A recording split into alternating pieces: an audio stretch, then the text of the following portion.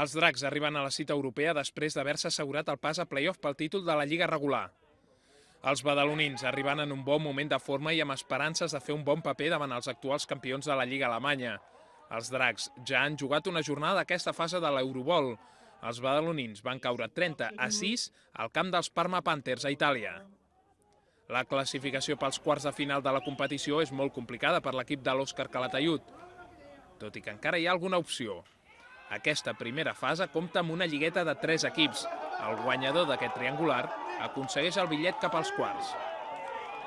L'altre equip català a l'Eurobol, els Pioners de l'Hospitalet, debutarà dissabte a Londres davant els Blitz. A la primera jornada, l'equip londinenc va doblegar la Cornet Flash francès per un ajustat 6-7. Els Pioners i els Dracs, juntament amb Firebats i Ossos de Madrid, seran els 4 equips que lluitaran pel títol estatal de futbol americà. De moment, Dracs i Pioners també competeixen a l'Eurobol, mentre els València Firebats disputen l'EFAF Cup, la segona lliga europea de clubs.